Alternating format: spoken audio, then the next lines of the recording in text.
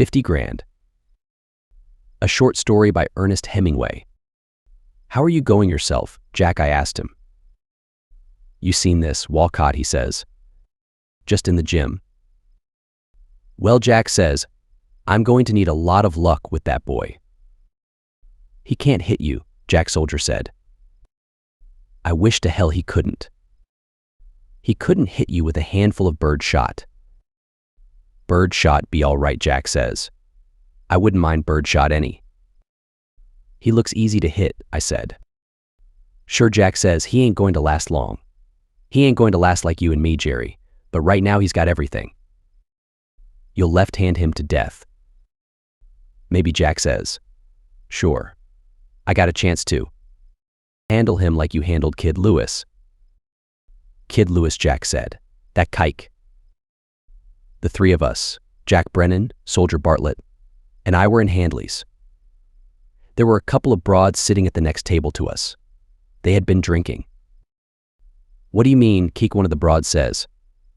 What do you mean, kike, you big Irish bum? Sure, Jack says. That's it. Kikes, this broad goes on. They're always talking about kikes, these big Irishmen. What do you mean, kikes? Come on. Let's get out of here. Kikes, this broad goes on. Whoever saw you ever buy a drink?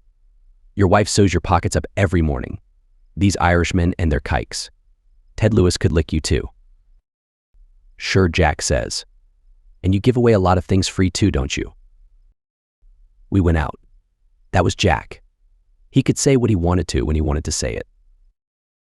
Jack started training out at Danny Hogan's health farm over in Jersey. It was nice out there, but Jack didn't like it much. He didn't like being away from his wife and the kids, and he was sore and grouchy most of the time. He liked me and we got along fine together, and he liked Hogan, but after a while Soldier Bartlett commenced to get on his nerves. A kidder gets to be an awful thing around a camp if his stuff goes sort of sour. Soldier was always kidding Jack, just sort of kidding him all the time. It wasn't very funny and it wasn't very good, and it began to get to Jack. It was sort of stuff like this. Jack would finish up with the weights in the bag and pull on the gloves. You want to work, he'd say to Soldier. Sure. How you want me to work, Soldier would ask. Want me to treat you rough like Walcott? Want me to knock you down a few times? That's it, Jack would say. He didn't like it any, though. One morning we were all out on the road. We'd been out quite a way and now we were coming back. We'd go along fast for 3 minutes and then walk a minute and then go fast for 3 minutes again. Jack wasn't ever what you would call a sprinter. He'd move around fast enough in the ring if he had to, but he wasn't any too fast on the road. All the time we were walking, Soldier was kidding him. We came up the hill to the farmhouse. Well, says Jack, you better go back to town, Soldier. What do you mean? You better go back to town and stay there. What's the matter? I'm sick of hearing you talk. Yes, says Soldier. Yes, says Jack. You'll be a damn sight sicker when Walcott gets through with you. Sure, says Jack, maybe I will. But I know I'm sick of you. So Soldier went off on the train to town that same morning. I went down with him to the train. He was good and sore. I was just kidding him, he said. We were waiting on the platform. He can't pull that stuff with me, Jerry. He's nervous and crabby, I said. He's a good fellow, Soldier. The hell he is. The hell he's ever been a good fellow. Well, I said, so long, Soldier. The train had come in. He climbed up with his bag. So long, Jerry, he says. You be in town before the fight. I don't think so. See you then. He went in and the conductor swung up and the train went out. I rode back to the farm in the cart. Jack was on the porch writing a letter to his wife. The mail had come and I got the papers and went over on the other side of the porch and sat down to read. Hogan came out the door and walked over to me. Did he have a jam with Soldier? Not a jam, I said.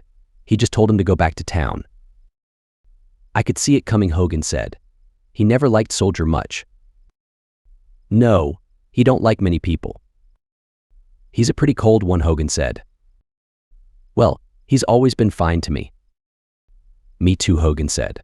I got no kick on him. He's a cold one, though. Hogan went in through the screen door, and I sat there on the porch and read the papers. It was just starting to get fall weather, and it's nice country there in Jersey, up in the hills, and after I read the paper through, I sat there and looked out at the country and the road down below against the woods with cars going along it, lifting the dust up. It was fine weather and pretty nice-looking country. Hogan came to the door, and I said, "Say, Hogan, haven't you got anything to shoot out here?" "No," Hogan said. "Only sparrows." Seeing the paper, I said to Hogan, "What's in it?" "Sunday booted 3 of them in yesterday." "I got that on the telephone last night." "You follow them pretty close, Hogan?" I asked. "Oh, I keep in touch with them," Hogan said. "How about Jack?" I says. "Does he still play them?" "Him," said Hogan. "Can you see him doing it?" Just then Jack came around the corner with the letter in his hand. He's wearing a sweater and an old pair of pants and boxing shoes. "Got a stamp, Hogan?" he asks. "Give me the letter," Hogan said. "I'll mail it for you." "Say, Jack," I said, "didn't you used to play the ponies?" "Sure." "I knew you did. I knew I used to see you out at Sheepshed." "What did you lay off them for?" Hogan asked. "Lost money." Jack sat down on the porch by me. He leaned back against a post. He shut his eyes in the sun. "Want a chair?" Hogan asked. "No," said Jack. "This is fine." "It's a nice day," I said. "It's pretty nice out in the country." "I'd a damn sight rather be in town with the wife." "Well, you only got another week." "Yes," Jack says. "That's so." We sat there on the porch. Hogan was inside at the office. "What do you think about the shape I'm in?" Jack asked me. "Well, you can't tell," I said. "You got a week to get around into form." "Don't stall me." "Well," I said, "you're not right." "I'm not sleeping," Jack said. "You'll be all right in a couple of days." "No," says Jack, "I got the insomnia." "What's on your mind?" "I miss the wife." "Have her come out." "No, I'm too old for that." "We'll take a long walk before you turn in and get you good and tired." "Tired," Jack says. "I'm tired all the time." He was that way all week. He wouldn't sleep at night, and he'd get up in the morning feeling that way. You know, when you can't shut your hands. "He's stale as poorhouse cake," Hogan said. "He's nothing." "I never seen Walcott," I said. "He'll kill him," said Hogan. "He'll tear him in two." "Well," I said, "everybody's got to get it sometime." "Not like this," though, Hogan said. "They'll think he never trained. It gives the farm a black eye." "You hear what the reporters said about him?" "Didn't I? They said he was awful. They said they oughtn't to let him fight." "Well," I said, "they're always wrong, ain't they?" "Yes," said Hogan. "But this time they're right. What the hell do they know about whether a man's right or not?" "Well," said Hogan, "they're not such fools. All they did was pick Willard at Toledo. This Lardner, he's so wise now. Ask him about when he picked Willard at Toledo." "A.W. He wasn't out," Hogan said. "He only writes the big fights." "I don't care who they are," I said. "What the hell do they know? They can write maybe, but what the hell do they know?" "You don't think Jack's in any shape, do you?" Hogan asked. "No, he's through. All he needs is to have Corbett pick him to win for it to be all over." "Well, Corbett'll pick him," Hogan says. "Sure, he'll pick him." That night Jack didn't sleep any either. The next morning was the last day before the fight. After breakfast we were out on the porch again. "What do you think about, Jack, when you can't sleep?" I said. "Oh, I worry," Jack says.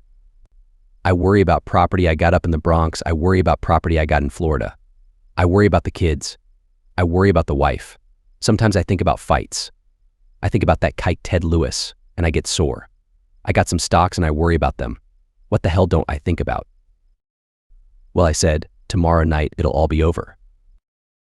"Sure," said Jack. "That always helps a lot, don't it? That just fixes everything all up, I suppose." "Sure." He was sore all day. We didn't do any work. Jack just moved around a little to loosen up. He shadowboxed a few rounds. He didn't even look good doing that. He skipped the rope a little while. He couldn't sweat. He'd be better not to do any work at all, Hogan said. We were standing watching him skip rope. Don't he ever sweat at all anymore? He can't sweat. Do you suppose he's got the con? He never had any trouble making weight, did he? No, he hasn't got any con. He just hasn't got anything inside anymore. He ought to sweat, said Hogan. Jack came over, skipping the rope. He was skipping up and down in front of us, forward and back, crossing his arms every third time. Well, he says, what are you buzzards talking about? I don't think you ought to work anymore, Hogan says. You'll be stale. Wouldn't that be awful, Jack says, and skips away down the floor, slapping the rope hard. That afternoon, John Collins showed up out at the farm. Jack was up in his room. John came out in a car from town. He had a couple of friends with him. The car stopped, and they all got out. Where's Jack? John asked me. Up in his room, lying down. Lying down. Yes, I said. How is he? I looked at the two fellows that were with John. They're friends of his, John said. He's pretty bad, I said. What's the matter with him? He don't sleep. Hell, said John. That Irishman could never sleep. He isn't right, I said. Hell, John said. He's never right. I've had him for 10 years and he's never been right yet. The fellows who were with him laughed. I want you to shake hands with Mr. Morgan and Mr. Steinfeld, John said. This is Mr. Doyle. He's been training Jack. Glad to meet you, I said. Let's go up and see the boy, the fellow called Morgan said. Let's have a look at him, Steinfeld said. We all went upstairs. Where's Hogan? John asked. He's out in the barn with a couple of his customers, I said. He got many people out here now, John asked. Just two. Pretty quiet, ain't it? Morgan said. Yes, I said. It's pretty quiet. We were outside Jack's room. John knocked on the door. There wasn't any answer. Maybe he's asleep, I said. What the hell's he sleeping in the daytime for? John turned the handle and we all went in. Jack was lying asleep on the bed. He was face down and his face was in the pillow. Both his arms were around the pillow. Hey, Jack, John said to him. Jack's head moved a little on the pillow. Jack, John says, leaning over him. Jack just dug a little deeper in the pillow. John touched him on the shoulder. Jack sat up and looked at us. He hadn't shaved and he was wearing an old sweater. Christ. Why can't you let me sleep? He says to John. Don't be sore, John says. I didn't mean to wake you up. Oh no, Jack says. Of course not. You know Morgan and Steinfeld, John said. Glad to see you, Jack says. How do you feel? Jack Morgan asks him. Fine, Jack says. How the hell would I feel? You look fine, Steinfeld says. Yes, don't I, says Jack. Say, he says to John. You're my manager. You get a big enough cut. Why the hell don't you come out here when the reporters was out? You want Jerry and me to talk to them. I had Lou fighting in Philadelphia, John said. What the hell's that to me? Jack says. You're my manager. You get a big enough cut, don't you? You aren't making me any money in Philadelphia, are you? Why the hell aren't you out here when I ought to have you? Hogan was here. Hogan, Jack says. Hogan's as dumb as I am. Soldier Bathlet was out here wooking with you for a while. Wasn't he? Steinfeld said to change the subject. Yes, he was out here, Jack says. He was out here all right.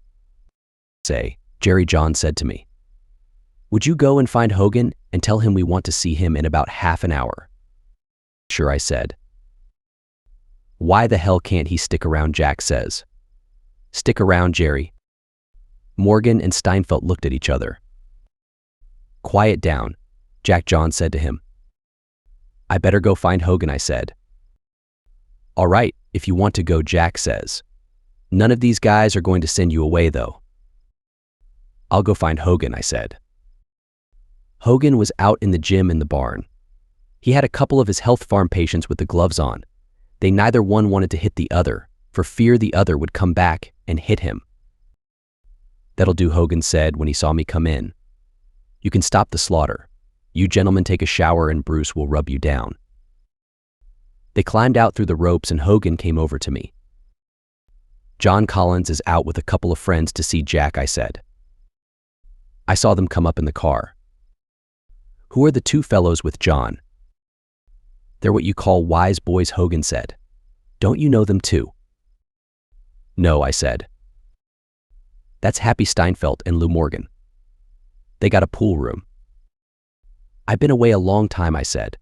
Sure, said Hogan. That Happy Steinfeld's a big operator. I've heard his name, I said. He's a pretty smooth boy, Hogan said. They're a couple of sharpshooters.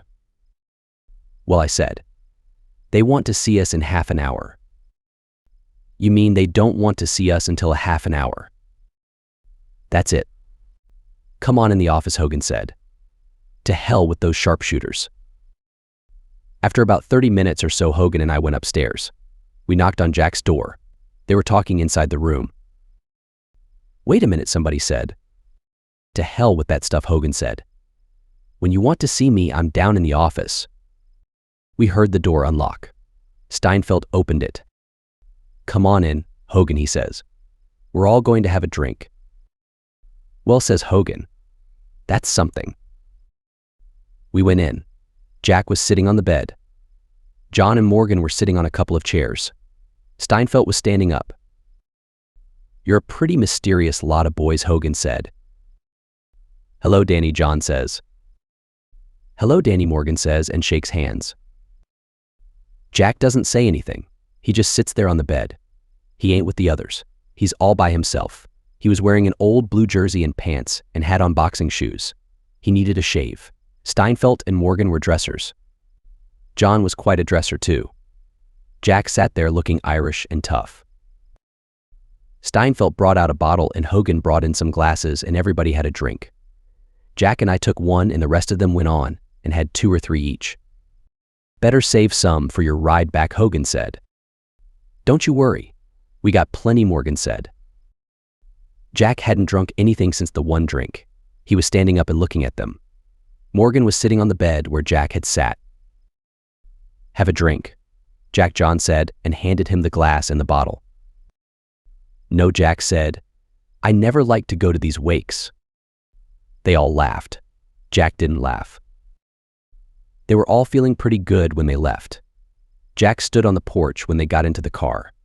They waved to him. So long, Jack said. We had supper. Jack didn't say anything all during the meal except, will you pass me this, or will you pass me that the 2 health farm patients ate at the same table with us?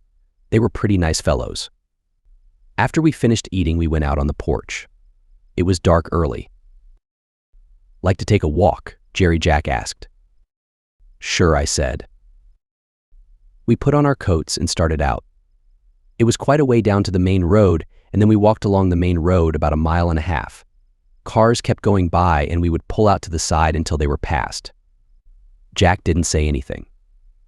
After we had stepped out into the bushes to let a big car go by, Jack said, to hell with this walking. Come on back to Hogan's. We went along a side road that cut up over the hill and cut across the fields back to Hogan's. We could see the lights of the house up on the hill. We came around to the front of the house and there standing in the doorway was Hogan. Have a good walk, Hogan asked. Oh, fine, Jack said. Listen, Hogan, have you got any liquor? Sure, says Hogan. What's the idea? Send it up to the room, Jack says. I'm going to sleep tonight. You're the doctor, Hogan says. Come on up to the room, Jerry Jack says. Upstairs, Jack sat on the bed with his head in his hands. Ain't it a life, Jack says. Hogan brought in a quart of liquor and 2 glasses. Want some ginger ale? What do you think I want to do? Get sick? I just asked you, said Hogan. Have a drink, said Jack. No, thanks, said Hogan. He went out. How about you, Jerry? Curry. I'll have one with you, I said. Jack poured out a couple of drinks. Now he said, I want to take it slow and easy. Put some water in it, I said. Yes, Jack said. I guess that's better. We had a couple of drinks without saying anything. Jack started to pour me another. No, I said. That's all I want. All right, Jack said. He poured himself out another big shot and put water in it. He was lighting up a little. That was a fine bunch out here this afternoon, he said. They don't take any chances, those two.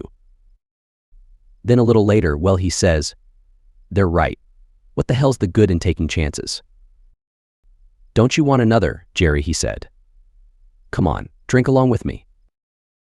I don't need it, Jack, I said. I feel all right. Just have one more, Jack said. It was softening him up. All right, I said. Jack poured one for me and another big one for himself. You know, he said, I like liquor pretty well. If I hadn't been boxing, I would have drunk quite a lot. Sure, I said. You know, he said, I missed a lot boxing. You made plenty of money. Sure, that's what I'm after. You know I miss a lot, Jerry. How do you mean? Well, he says, like about the wife, and being away from home so much. It don't do my girls any good. Who's your old man, some of those society kids will say to them. My old man's Jack Brennan, that don't do them any good. Hell, I said, all that makes a difference is if they got dough. Well, says Jack, I got the dough for them all right. He poured out another drink. The bottle was about empty. Put some water in it, I said. Jack poured in some water. You know, he says, you ain't got any idea how I miss the wife. Sure. You ain't got any idea. You can't have an idea what it's like. It ought to be better out in the country than in town. With me now, Jack said, it don't make any difference where I am. You can't have an idea what it's like.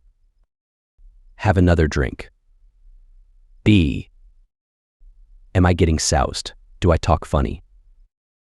You're coming on all right. You can't have an idea what it's like. They ain't anybody can have an idea what it's like. Except the wife, I said. She knows, Jack said. She knows all right. She knows. You bet she knows. Put some water in that, I said. Jerry says, Jack, you can't have an idea what it gets to be like. He was good and drunk. He was looking at me steady. His eyes were sort of too steady. You'll sleep all right, I said. Listen, Jerry, Jack says, you want to make some money? Get some money down on Walcott. Yes. Listen, Jerry, Jack put down the glass. I'm not drunk now, see? You know what I'm betting on him? 50 grand. That's a lot of dough. 50 grand, Jack says, at 2-1. I'll get 25,000 bucks. Get some money on him, Jerry. It sounds good, I said. How can I beat him, Jack says. It ain't crooked. How can I beat him? Why not make money on it? Put some water in that, I said. I'm through after this fight, Jack says. I'm through with it. I got to take a beating. Why shouldn't I make money on it? Sure. I ain't slept for a week, Jack says. All night I lay awake and worry my can off. I can't sleep, Jerry. You ain't got an idea what it's like when you can't sleep. Sure. I can't sleep. That's all. I just can't sleep. What's the use of taking care of yourself all these years when you can't sleep? It's bad. You ain't got an idea what it's like, Jerry, when you can't sleep. Put some water in that, I said. Well, about 11 o'clock, Jack passes out and I put him to bed. Finally, he's so he can't keep from sleeping. I helped him get his clothes off and got him into bed. You'll sleep all right, Jack, I said. Sure, Jack says, I'll sleep now. Good night, Jack, I said. Good night, Jerry, Jack says. You're the only friend I got. Oh, hell, I said. You're the only friend I got, Jack says. The only friend I got. Go to sleep, I said. I'll sleep, Jack says. Downstairs, Hogan was sitting at the desk in the office reading the papers. He looked up. "Well, you get your boyfriend to sleep," he asks. "He's off." "It's better for him than not sleeping," Hogan said. "Sure. You'd have a hell of a time explaining that to these sport writers, though," Hogan said. "Well, I'm going to bed myself," I said. "Good night," said Hogan. In the morning, I came downstairs about 8 o'clock and got some breakfast. Hogan had his 2 customers out in the barn doing exercises. I went out and watched them. 1, 2, 3, 4, Hogan was counting for them. "Hello, Jerry," he said. "Is Jack up yet?" "No, he's still sleeping." I went back to my room and packed up to go into town. About 9:30, I heard Jack getting up in the next room. When I heard him go downstairs, I went down after him. Jack was sitting at the breakfast table. Hogan had come in and was standing beside the table. "How do you feel, Jack?" I asked him. "Not so bad." "Sleep well?" Hogan asked. "I slept all right," Jack said. "I got a thick tongue, but I ain't got a head." "Good," said Hogan. "That was good liquor." "Put it on the bill," Jack says. "What time you want to go into town?" Hogan asked. "Before lunch," Jack says. "The 11 o'clock train." "Sit down, Jerry," Jack said. Hogan went out. I sat down at the table. Jack was eating a grapefruit. When he'd find a seed, he'd spit it out in the spoon and dump it on the plate. "I guess I was pretty stewed last night," he started. "You drank some liquor." "I guess I said a lot of fool things." "You weren't bad." "Where's Hogan?" he asked. He was through with the grapefruit. "He's out in front in the office." "What did I say about betting on the fight?" Jack asked. He was holding the spoon and sort of poking at the grapefruit with it. The girl came in with some ham and eggs and took away the grapefruit. "Bring me another glass of milk," Jack said to her. She went out. "You said you had 50 grand on Walcott," I said. "That's right," Jack said. "That's a lot of money." "I don't feel too good about it," Jack said. "Something might happen." "No," Jack said. "He wants the title bad. They'll be shooting with him all right." "You can't ever tell." "No, he wants the title. It's worth a lot of money to him." 50 grand is a lot of money," I said. "It's business," said Jack. "I can't win. You know I can't win anyway." "As long as you're in there, you got a chance." "No," Jack says. "I'm all through. It's just business." "How do you feel?" "Pretty good," Jack said. "The sleep was what I needed." "You might go good." "I'll give them a good show," Jack said. After breakfast, Jack called up his wife on the long distance. He was inside the booth telephoning. "That's the first time he's called her up since he's out here," Hogan said. "He writes her every day." "Sure," Hogan says. "A letter only costs 2 cents. Hogan said goodbye to us and Bruce, the nigger rubber, drove us down to the train in the cart. "Goodbye, Mr. Brennan," Bruce said at the train. "I sure hope you knock his can off." "So long," Jack said. He gave Bruce $2. Bruce had worked on him a lot. He looked kind of disappointed. Jack saw me looking at Bruce holding the $2. "It's all in the bill," he said. Hogan charged me for the rubbing. On the train going into town, Jack didn't talk. He sat in the corner of the seat with his ticket in his hat band and looked out of the window. Once he turned and spoke to me. "I told the wife I'd take a room at the Shelby tonight," he said. "It's just around the corner from the garden. I can go up to the house tomorrow morning." "That's a good idea," I said. "Your wife ever see you fight, Jack?" "No," Jack says. "She never seen me fight." I thought he must be figuring on taking an awful beating if he doesn't want to go home afterward. In town, we took a taxi up to the Shelby. A boy came out and took our bags and we went into the desk. "How much are the rooms?" Jack asked. "We only have double rooms," the clerk says. "I can give you a nice double room for $10. "That's too steep." "I can give you a double room for $7. With a bath. Certainly. You might as well bunk with me, Jerry Jack says. Oh, I said, I'll sleep down at my brother-in-law's. I don't mean for you to pay it, Jack says. I just want to get my money's worth. Will you register, please, the clerk says. He looked at the names. Number 238, Mr. Brennan. We went up in the elevator. It was a nice big room with 2 beds and a door opening into a bathroom. This is pretty good, Jack says. The boy who brought us up pulled up the curtains and brought in our bags. Jack didn't make any move, so I gave the boy a quarter. We washed up and Jack said we better go out and get something to eat. We ate a lunch at Jimmy Hanley's place. Quite a lot of the boys were there. When we were about half through eating, John came in and sat down with us. Jack didn't talk much. How are you on the weight, Jack? John asked him. Jack was putting away a pretty good lunch. I could make it with my clothes on, Jack said. He never had to worry about taking off weight. He was a natural welterweight and he'd never gotten fat. He'd lost weight out at Hogan's. Well, that's one thing you never had to worry about, John said. That's one thing, Jack says. We went around to the garden to weigh in after lunch. The match was made at 147 pounds at 3 o'clock. Jack stepped on the scales with a towel around him. The bar didn't move.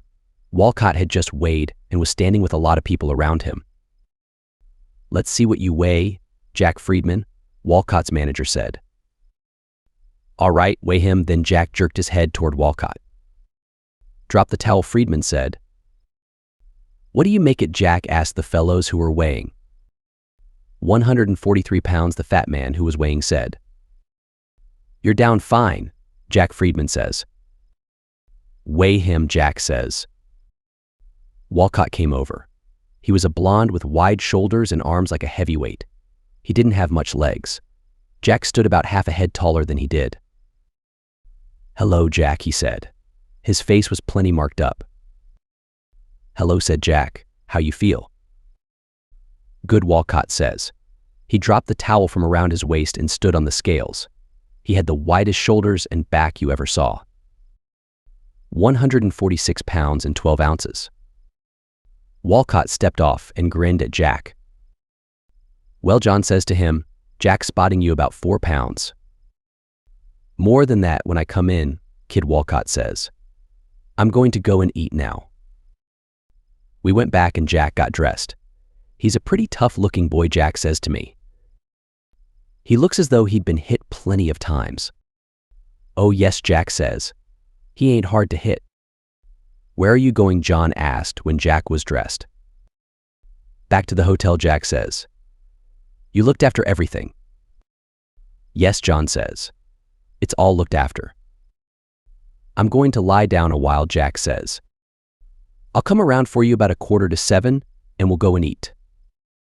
All right. Ball. Up at the hotel, Jack took off his shoes and his coat and lay down for a while. I wrote a letter. I looked over a couple of times and Jack wasn't sleeping. He was lying perfectly still, but every once in a while his eyes would open. Finally, he sits up. Want to play some cribbage, Jerry, he says. Sure, I said. He went over to his suitcase and got out the cards and the cribbage board. We played cribbage and he won $3 off me. John knocked at the door and came in. Want to play some cribbage? Jack asked him. John put his Kelly down on the table. It was all wet. His coat was wet too. Is it raining? Jack asks. It's pouring, John says. The taxi I had got tied up in the traffic and I got out and walked. Come on, play some cribbage, Jack says. You ought to go and eat. No, says Jack. I don't want to eat yet. So they played cribbage for about half an hour and Jack won $1.50 off him. Well, I suppose we got to go eat, Jack says. He went to the window and looked out. Is it still raining? Yes. Let's eat in the hotel, John says. All right, Jack says. I'll play you once more to see who pays for the meal. After a little while, Jack gets up and says, You buy the meal. John and we went downstairs and ate in the big dining room. After we ate, we went upstairs and Jack played cribbage with John again, and won $2.50 off him. Jack was feeling pretty good. John had a bag with him with all his stuff in it. Jack took off his shirt and collar and put on a jersey and a sweater so he wouldn't catch cold when he came out, and put his ring clothes and his bathrobe in a bag. "You all ready?" John asks him. "I'll call up and have them get a taxi." Pretty soon the telephone rang and they said the taxi was waiting. We rode down in the elevator and went out through the lobby and got in a taxi and rode around to the garden. It was raining hard, but there was a lot of people outside on the streets. The garden was sold out. As we came in on our way to the dressing room, I saw how full it was. It looked like half a mile down to the ring. It was all dark, just the lights over the ring. "It's a good thing, with this rain, they didn't try and pull this fight in the ballpark," John said. "They got a good crowd," Jack says. "This is a fight that would draw a lot more than the garden could hold." "You can't tell about the weather," Jack says. John came to the door of the dressing room and poked his head in. Jack was sitting there with his bathrobe on. He had his arms folded and was looking at the floor. John had a couple of handlers with him. They looked over his shoulder. Jack looked up. "Is he in?" he asked. "He's just gone down," John said. We started down. Walcott was just getting into the ring. The crowd gave him a big hand. He climbed through between the ropes and put his two fists together and smiled and shook them at the crowd, first at one side of the ring, then at the other, and then sat down. Jack got a good hand coming down through the crowd. Jack is Irish, and the Irish always get a pretty good hand. And Irishmen don't draw in New York like a Jew or an Italian, but they always get a good hand. Jack climbed up and bent down to go through the ropes, and Walcott came over from his corner and pushed the rope down for Jack to go through. The crowd thought that was wonderful. Walcott put his hand on Jack's shoulder and they stood there just for a second. "So you're going to be one of these popular champions," Jack says to him. "Take your goddamn hand off my shoulder." "Be yourself," Walcott says. This is all great for the crowd. How gentlemanly the boys are before the fight. How they wish each other luck. Solly Friedman came over to our corner while Jack is bandaging his hands and John is over in Walcott's corner. Jack puts his thumb through the slit in the bandage and then wrapped his hand nice and smooth. I taped it around the wrist and twice across the knuckles. "Hey," Friedman says, "where do you get all that tape?" "Feel of it," Jack says. "It's soft, ain't it? Don't be a hick." Friedman stands there all the time while Jack bandages the other hand, and one of the boys that's going to handle him brings the gloves and I pull them on and work them around. "Say," Friedman Jack asks, "what nationality is this Walcott?" "I don't know," Solly says. "He's some sort of a Dane." "He's a Bohemian," the lad who brought the gloves said. The referee called them out to the center of the ring and Jack walks out. Walcott comes out smiling. They met and the referee put his arm on each of their shoulders. "Hello, popularity," Jack says to Walcott. "Be yourself. Be yourself." "What do you call yourself, Walcott?" for Jack says. "Didn't you know he was a nigger?" "Listen," says the referee, and he gives them the same old line. Once Walcott interrupts him. He grabs Jack's arm and says, "Can I hit when he's got me like this?" "Keep your hands off me," Jack says. "There ain't no moving pictures of this." They went back to their corners. I lifted the bathrobe off Jack and he leaned on the ropes and flexed his knees a couple of times and scuffed his shoes in the rosin. The gong rang and Jack turned quick and went out. Walcott came toward him and they touched gloves, and as soon as Walcott dropped his hands, Jack jumped his left into his face twice. There wasn't anybody ever boxed better than Jack. Walcott was after him, going forward all the time with his chin on his chest. He's a hooker and he carries his hands pretty low. All he knows is to get in there and sock. But every time he gets in there close, Jack has the left hand in his face. It's just as though it's automatic. Jack just raises the left hand up and it's in Walcott's face. 3 or 4 times Jack brings the right over, but Walcott gets it on the shoulder or high up on the head. He's just like all these hookers. The only thing he's afraid of is another one of the same kind. He's covered everywhere you can hurt him. He don't care about a left hand in his face. After about 4 rounds, Jack has him bleeding bad and his face all cut up. but every time Walcott's got in close, he socked so hard he's got two big red patches on both sides just below Jack's ribs.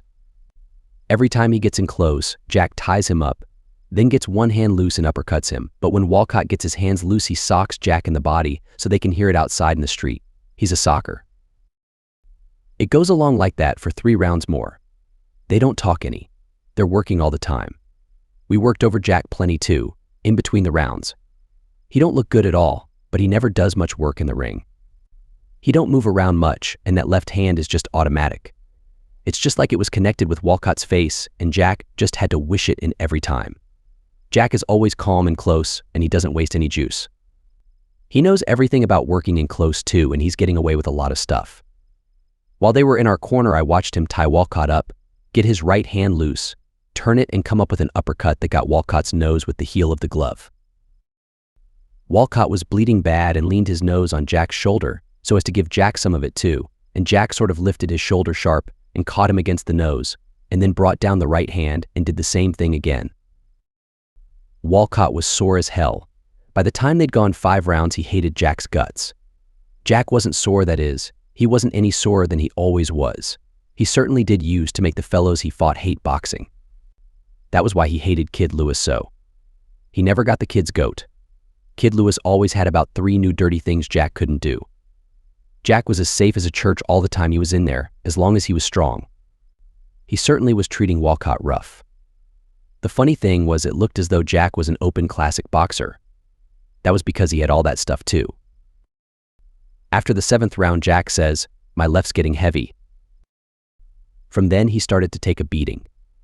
It didn't show at first. But instead of him running the fight, it was Walcott was running it. Instead of being safe all the time, now he was in trouble. He couldn't keep him out with the left hand now. It looked as though it was the same as ever, only now instead of Walcott's punches just missing him, they were just hitting him. He took an awful beating in the body. "What's the round?" Jack asked. "The 11th. "I can't stay," Jack says. "My legs are going bad." Walcott had been just hitting him for a long time. It was like a baseball catcher pulls the ball and takes some of the shock off. From now on, Walcott commenced to land solid. He certainly was a socking machine. Jack was just trying to block everything now. It didn't show what an awful beating he was taking. In between the rounds, I worked on his legs. The muscles would flutter under my hands all the time I was rubbing them. He was sick as hell. "How's it go?" he asked John, turning around, his face all swollen. "It's his fight." "I think I can last," Jack says. "I don't want this bohunk to stop me." It was going just the way he thought it would. He knew he couldn't beat Walcott. He wasn't strong anymore. He was all right, though. His money was all right, and now he wanted to finish it off right to please himself. He didn't want to be knocked out. The gong rang and we pushed him out. He went out slow. Walcott came right out after him. Jack put the left in his face and Walcott took it, came in under it, and started working on Jack's body. Jack tried to tie him up, and it was just like trying to hold on to a buzzsaw. Jack broke away from it and missed with the right. Walcott clipped him with a left hook and Jack went down. He went down on his hands and knees and looked at us. The referee started counting. Jack was watching us and shaking his head. At 8, John motioned to him. You couldn't hear on account of the crowd. Jack got up. The referee had been holding Walcott back with one arm while he counted. When Jack was on his feet, Walcott started toward him. "Watch yourself, Jimmy," I heard Solly Friedman yell to him. Walcott came up to Jack, looking at him. Jack stuck the left hand at him. Walcott just shook his head. He backed Jack up against the ropes, measured him, and then hooked the left very light to the side of Jack's head and socked the right into the body as hard as he could sock, just as low as he could get it. He must have hit him 5 inches below the belt. I thought the eyes would come out of Jack's head. They stuck way out, his mouth come open. The referee grabbed Walcott. Jack stepped forward. If he went down there, went $50,000. He walked as though all his insides were going to fall out. "It wasn't low," he said. "It was an accident." The crowd were yelling so you couldn't hear anything. "I'm all right," Jack says. "They were right in front of us." The referee looks at John and then he shakes his head. "Come on, you Polack son of a bitch," Jack says to Walcott. John was hanging onto the ropes. He had the towel ready to chuck in. Jack was standing just a little way out from the ropes. He took a step forward. I saw the sweat come out on his face like somebody had squeezed it, and a big drop went down his nose. "Come on and fight," Jack says to Walcott. The referee looked at John and waved Walcott on. "Go in there, you slob," he says. Walcott went in. He didn't know what to do either. He never thought Jack could have stood it. Jack put the left in his face. There was such a hell of a lot of yelling going on. They were right in front of us. Walcott hit him twice. Jack's face was the worst thing I ever saw, the look on it. He was holding himself and all his body together, and it all showed on his face. All the time he was thinking and holding his body in where it was busted. Then he started to sock. His face looked awful all the time. He started to sock with his hands low down by his side, swinging at Walcott. Walcott covered up and Jack was swinging wild at Walcott's head. Then he swung the left and it hit Walcott in the groin, and the right hit Walcott right bang where he'd hit Jack. Way low below the belt. Walcott went down and grabbed himself there and rolled and twisted around. The referee grabbed Jack and pushed him toward his corner. John jumps into the ring. There was all this yelling going on. The referee was talking with the judges, and then the announcer got into the ring with the megaphone and says, "Walcott on a foul." The referee is talking to John and he says, "What could I do?" Jack wouldn't take the foul. Then, when he's groggy, he fouls him. "He'd lost it anyway," John says. Jack's sitting on the chair. I've got his gloves off and he's holding himself in down there with both hands. When he's got something supporting it, his face doesn't look so bad. "Go over and say you're sorry," John says into his ear. "It'll look good." Jack stands up and the sweat comes out all over his face. I put the bathrobe around him and he holds himself in with one hand under the bathrobe and goes across the ring. They've picked Walcott up and they're working on him. There are a lot of people in Walcott's corner. Nobody speaks to Jack. He leans over Walcott. "I'm sorry," Jack says. "I didn't mean to foul you." Walcott doesn't say anything. He looks too damned sick.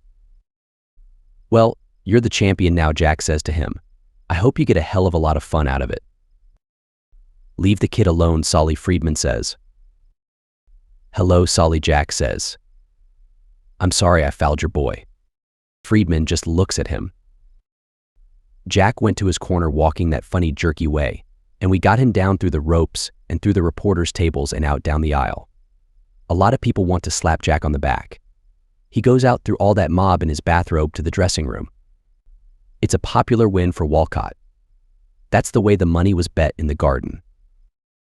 Once we got inside the dressing room, Jack lay down and shut his eyes. "We want to get to the hotel and get a doctor," John says. "I'm all busted inside," Jack says. "I'm sorry as hell," John says. "It's all right," Jack says.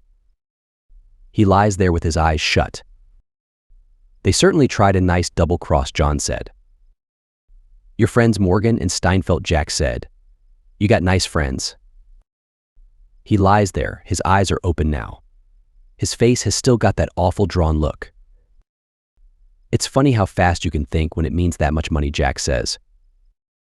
"You're some boy," John says. "No," Jack says.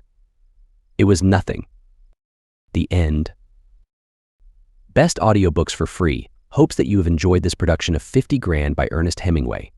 This narrative is the 6th of 14 short stories by Hemingway as published in the compendium Men Without Women. Please subscribe to our channel on YouTube and Rumble, as your subscription is the support we need to create more great, free content.